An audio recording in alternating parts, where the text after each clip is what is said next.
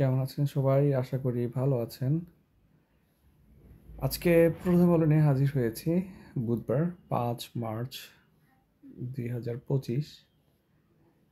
আমরা শুধুমাত্র যেহেতু আমাদের সবারই পরীক্ষা 47 প্রিলিও সামনে এবং 46 রিটেনের সামনে, সব কিছু মিলে আবার 46, আপনার 46 রিটেনের সাথে 47 প্রিলির কোনো গ্যাপই নাই।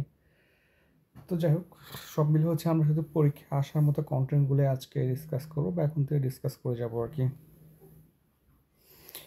দেখেন যে সংস্কার অর্থনৈতিক সংস্কারের সংস্কারের আগ্রহ কম, কমিটিতে হতাশা।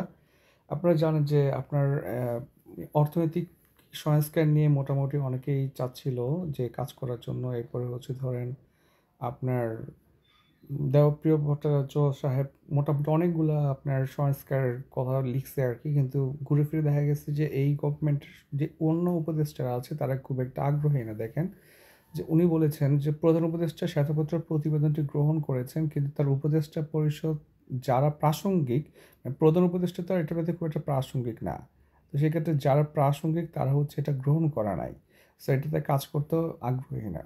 যদি এটার আরেকটা কারণ হইতে পারে ডিসেম্বরের মধ্যে নির্বাচন হওয়ার সম্ভাবনা খুব বেশি, সো একটা ইকোনমিক্যাল যদি আপনি একটা সংস্কার আনতে চান আপনাকে টাইম দেওয়া লাগবে, মানে আপনি কালকের মধ্যেই হচ্ছে ইনফ্লেশন কন্ট্রোল করতে পারবেন না। তো এই উপদেশটা সেটা দিয়ে হাত দিতে যাচ্ছে সম্ভবত, বা নর্মালি দেওয়া উচিত যেটা খুব দ্রুত অ্যাচিভ করা যায়। যে আপনি যখন চলে যাবেন আপনাকে তো বলা লাগবে যে আমি কাজটা করে আসছি। সো যেটা লং টার্মের জন্য জরুরি, অনেক টাইম প্রয়োজন, এই শর্ট টার্মের জন্য সেটা উপদেষ্টারা হাত দিবে না। যাক, দেখেন গণপরিষদ এবং সংসদ নির্বাচন একসঙ্গে চায় এনসিপি, যেটা আপনার নতুন যে রাজনৈতিক দলটা গঠন করা হয়েছে।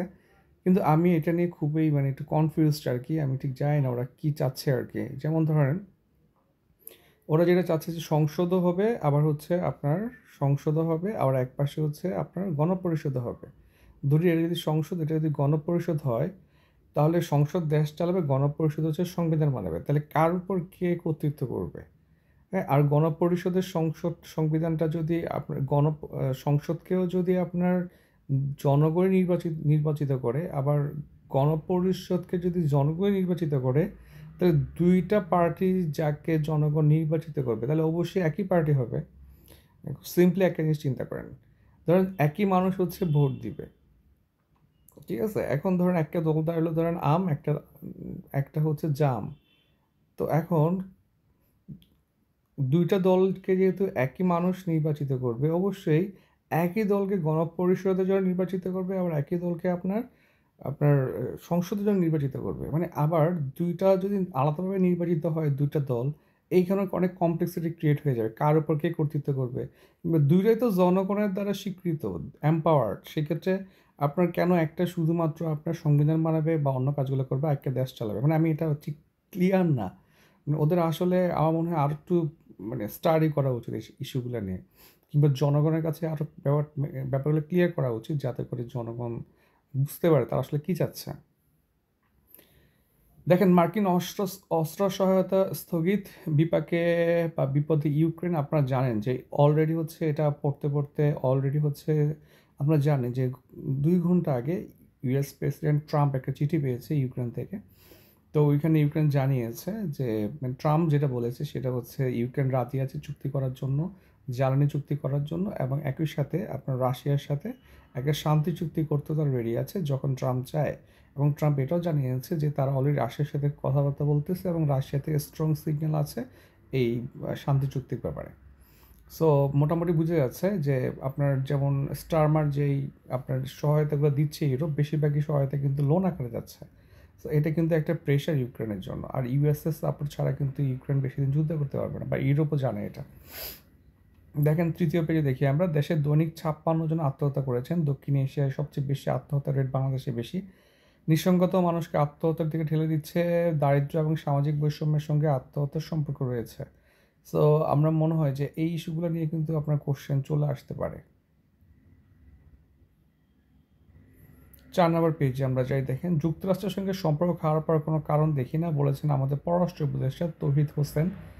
আপনারা জানেন যে ট্রাম্প হচ্ছে বলেছে যে আমাদেরকে 29 মিলিয়ন ডলারের যে প্রকল্প বাংলাদেশকে দিয়েছে, এটা নিয়ে ট্রাম্প হচ্ছে কয়েকটা বিরূপ মন্তব্য করেছে। যদিও পরবর্তী দেখা গেছে আপনার ফ্যাক্ট চেক সহ অনেকগুলো ইন্টারন্যাশনাল আপনার প্রতিষ্ঠান আপনার গবেষণা করে দেখেছে যে এটা একটা ফেক নিউজ বা ফেক ডিমান্ড আর কি।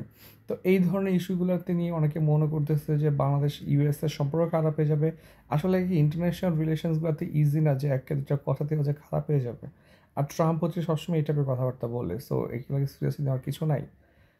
যাক, দেখেন মনু নদের চরে তরুণীর মরদেহ, পাশে রোহিঙ্গা লেখা ভারতীয় আইডি। আচ্ছা, এরপর আমরা দেখেন যে এনসিপির সেকেন্ড রিপাবলিক নিয়ে যে প্রশ্ন, এখানে আহামরি কিছু নাই। এটা হচ্ছে আমি আসলে পড়ার পরে দেখলাম মাহমুদুর রহমান মান্না লিখছে। যদি এটা আমি আগে দেখতাম তাহলে এটা পড়তাম না, আমার মনে হয় না আমি পড়তাম আর কি। আর্টিকেলটা বিশাল বড় আর্টিকেল। সো আর্টিকেল আহামরি তেমন কিছু না। এখানে হচ্ছে যে রাজনৈতিক ভাষণটাকে আর্টিকেল আগে লিখে দিচ্ছে, আপনারা পড়তে পারেন চাইলে। নির্বিচারে আমলা ছাঁটাই ট্রাম্পকে নিঃসঙ্গ করবে, এটা আমাদের প্রয়োজন নাই, আমাদের পরীক্ষার জন্য প্রয়োজন নাই। তবে একটা জিনিস আপনি জানতে পারেন, সেটা হচ্ছে প্রিন্সিপাল এজেন্ট ডিলেমা। এটা কী জিনিস? প্রিন্সিপাল এজেন্ট ডিলেমা হচ্ছে আপনার, ধরেন একজন হচ্ছে মেন অ্যাক্টর, ধরেন সে হচ্ছে রাজা। রাজা হচ্ছে আরেকজন হচ্ছে এজেন্ট নিয়োগ করলো দেশ চালানোর জন্য।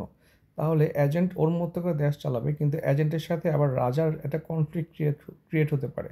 সেটাই হচ্ছে আবার প্রিন্সিপাল এজেন্ট ডিলেমা। এটা আমরা মোটামুটি মাথায় রাখতে পারেন, প্রয়োজন নেই খুব একটা। দেখেন যে ইউএসএর ধ্বংসের ফলে যুক্তরাষ্ট্র তার দীর্ঘদিনের আন্তর্জাতিক সংযোগ এবং কূটনৈতিক প্রভাব হারাচ্ছে। এটা খুবই সত্য কথা, আমি এটাই বলতেছিলাম। ধরেন ব্রিটিশ কাউন্সিল কিংবা হচ্ছে ধরেন ইউএসএইড, ইউকে, জাইকা, এগুলো কিন্তু শুধুমাত্র আপনার উন্নয়ন সহায়তা প্রতিষ্ঠান বা সহযোগী সংগঠন না।